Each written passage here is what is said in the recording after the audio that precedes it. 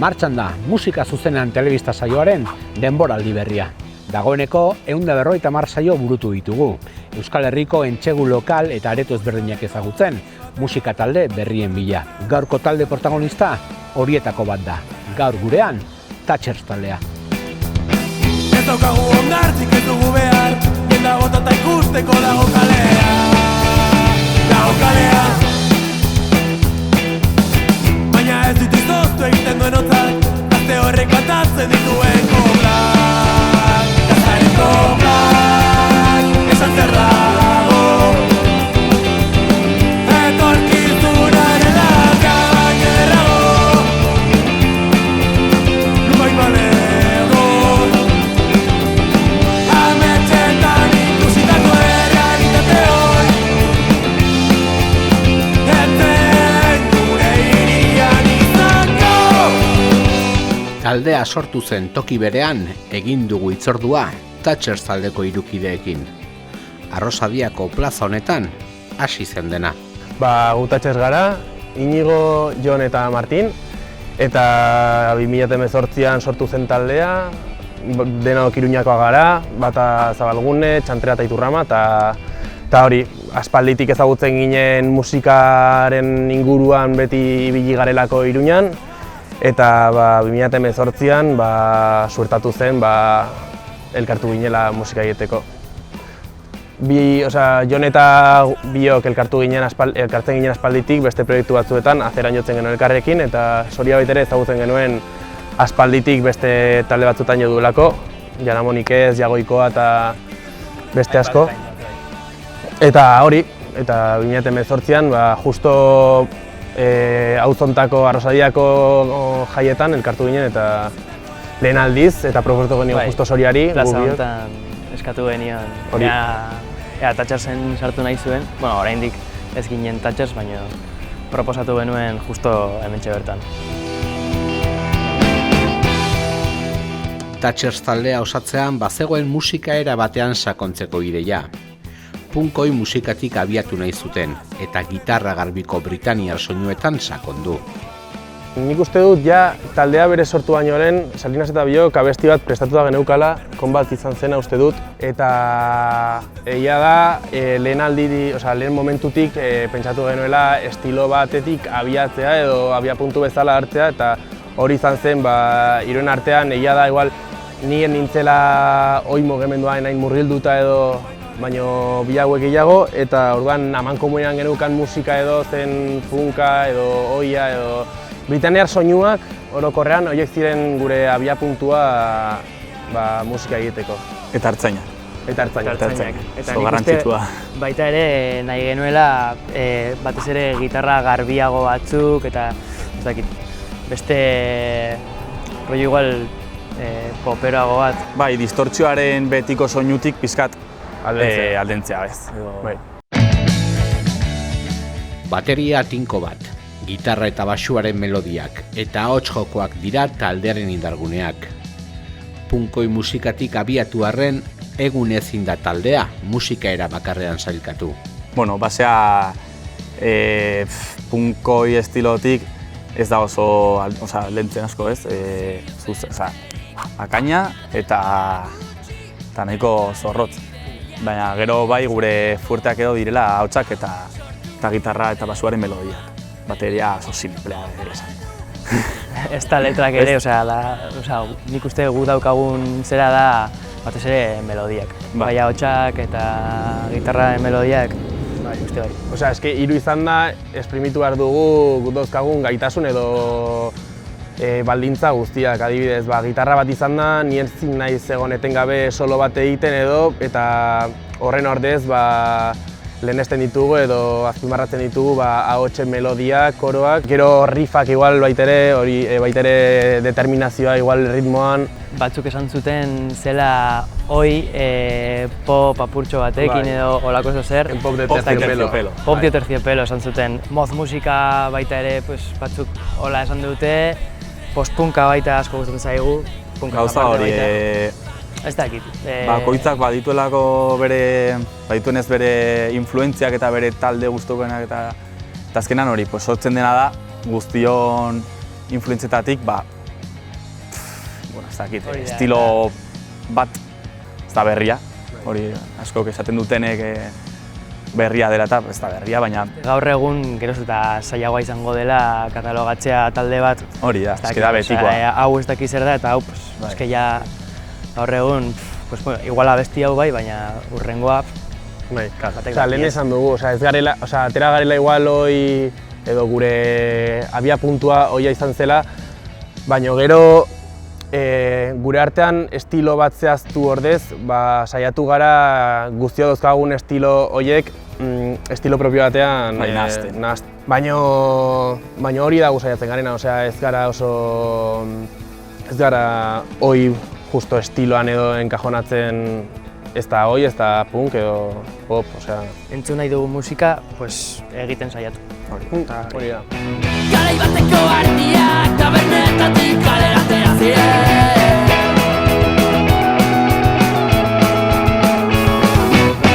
Uda maitu ezina, ikur guztien kontra suertatu zen. Aitaren hileak haizeak eraman zuen. Gaur egun kaletatik iraganeko zaldiak margotzen dituzten. Margotzen dituzten. 80. hamarraldiko euskal rockaren trazak aipatu izan dira taldea definitzeko. Besteak beste, ertzainak, zarama edo jotakie bezalako izenak aipatu dira erreferentzi bezala. Taldearen ADN-ean daude talde horiek, baino bada askoz gehiago ere. Osea, musika egiterakoan Euskal Herrian zaila itere influentzia horietatik ateratzen, aurra ginenetik jaso izan ditugulako. De hecho, igual, zerbait kritika edo egitearren igual gehiegi jaso izan ditugu, 80. hamarkadetik musika asko egin delako Euskal Herrian eta ez dute jarraikortasun hori izan edo legatu hori izan. Bakarrik azpimarratzen da 80. hamarkadakoa, baina eske asko musika gehiago egin da eta igual ez du legatu hori edo seme horiek izan. Baina, bueno, nik uste, talde, aipatu dituzun talde horiek edo, guri asko gustatzen zaizkigu ertzainak adibidez izan dugu beti referentzia bezala, baina nik uste baita, dela pixkat gaztetan entzun behar dituzun taldeak iaia derrigorrez, hemengoa izan da, baina baita, gaur egun begiratzen duzu pixka bat hor distantziarekin eta esate duzu, nostalgiarik gabe, hau gustatzen zait baita, baina gaur egun baita ere talde ugari daude onak eta... De hecho, guk ez dugu musika hau egiten en plan nostalgiarekin edo eske berreskuratu behar dugu 80. hamarkadako musika orain egiteko edo ez, orain beste momentu batean gaude, beste musika bat entzuten da, influentzia askoz gehiago daude, eta orduan normalan den bezala ezin da 80. hamarkadako musika bat egin, eta guk uste dugu ez dugula hori egiten, guk beste referentzia asko dauzkagu. Igual, influentziak daude eta normala da soinu hori oroitaraztea. Baina ez gara saiatzen ez ere modu romantiko batean edo modu nostalgiko batean hori garaikidetzera edo gu egiten dugu gaur egungo musika, esango nuke. Eta letretan baitaren nabaritzen da hori. Garaipen kutrea izan zen taldearen estudioko lehen diskoa. Azkar eta lagun artean grabatu zen lana, ordenagailu soil batekin. Soinua honena ez bada ere, kantuen indarra ederki sumatzen da. Hori, grabaketa diskoaren titula bezala kutera izan zen, entzaiu gelan mikro kute batzuekin eta portatil batekin. Hori da, Eiarren etxean izan zen, ez dakit zenbat egun egon ginen hor grabatzen, eta nik uste batez ere, garaipen kutrea edo, kutretasun hori izan zen batez ere, Sarma hori ez, eman bai, medioak ez genituelako, eta baita ere grabatu genuelako batez ere Martin joan behar zelako ikastera kanpora, eta esan genuen, abesti hauek, pixka bat, mugikorrean ez egoteko bakarrik hor audio kutre batean. Bai, geratzeko.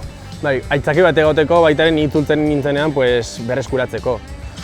Eske bestela igual gehituko zen hor ezertan, eta orduan, Bai, hasiera batean ez genukan pentsatuta, ez da ateratzea fizikoki, ez da youtubera igo, ez da ezerrez, bakarrik hori. Guk izatea, gordeta lan bat, eta gero ja, gero-gerokoa.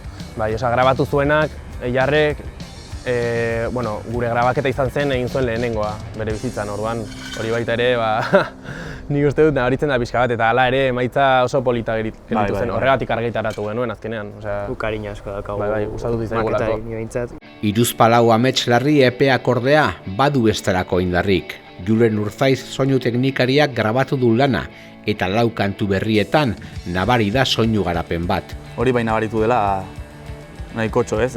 Base bat izan da, gero ja, 4 abesti hauek grabatzerakoan nabaritu dugula sendotasun bat edo taldearen, ez dakit, Enpaste bai, edo- hori da, bai. Bai, gu konfiantza osoa geneukan Julenengan. Osea, ordura arte egia da beti grabatu izan zituela diskak soinu antzeko batekin. Eta guk eskatu genion espreski soinu hortatik pixka bat aldentzea, soinu garbiago batzuk, rever askoz gehiagorekin, Txoruzako baita. txorusekin. Eta guk hori eskatu genion eta esan zigun eta bera gainera oso motibatu zegoen grabatzeko.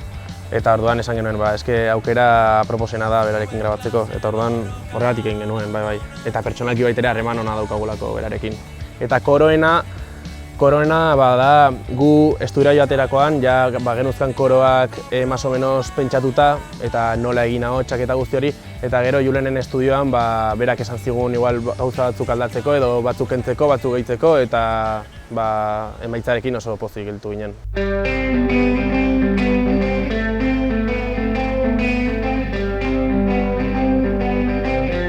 Doinu alai eta jostariak lantzen ditu Thatchers taldeak, baino letretan ezinegona etxipena eta belaunaldi baten kezkak dira nagusi.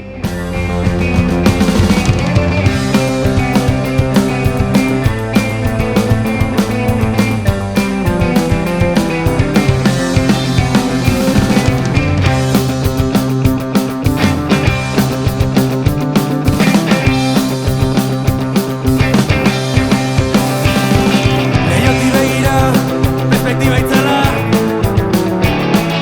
herriko guztian bizimoduarena Ataria zigarro bat erretzen Bilera horretik tabernan mundu zaren ari gotaz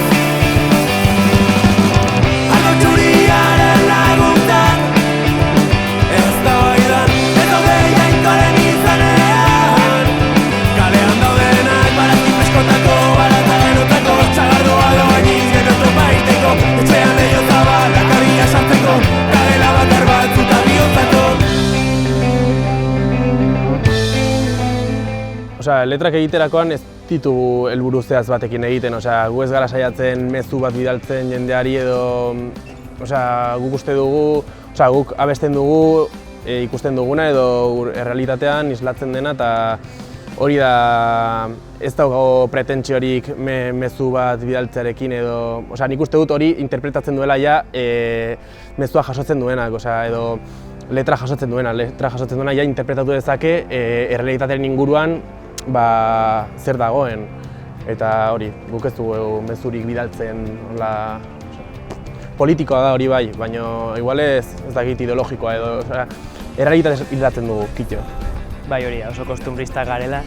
Eta melodia aldetik, alaiak dira, baliteke oso kursiak garelako. Edo, ez dakit. Eske nik lehenengo konposatzen dut ahotsaren melodia eta gero egiten dut letra. Osea, bizi gara momentu batean zeinan ez daukagun norabiderik edo ez dago etorkizun zehatzik, ez dakigu non egongo garen urte batzuk barru non lan egingo dugun eta oraingoz ez dago agobio gehiegirik hortan gazteak garelako oraindik, baina etorkizunean ja ikusiko dugu.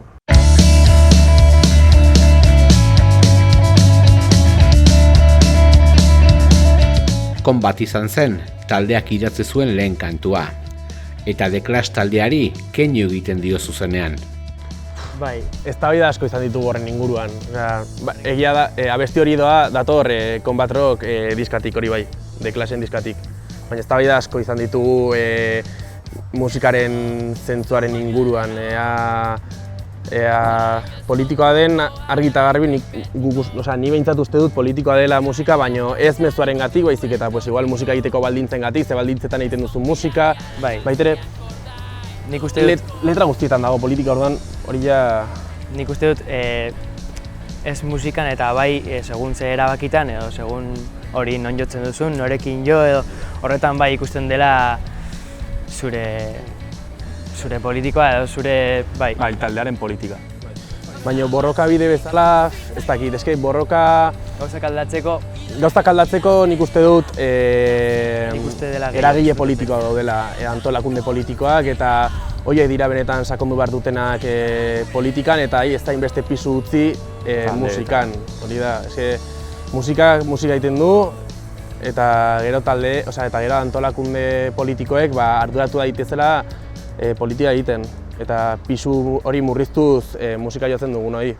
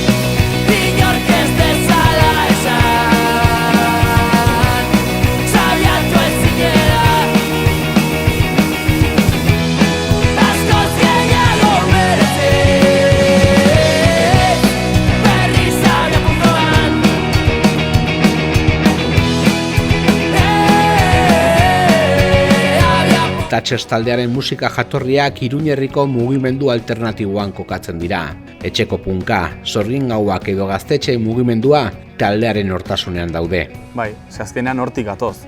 Osea, txikitatik edo 11 urterekin ja institutoan entzuten genuen Iruñeko etxeko punk estena.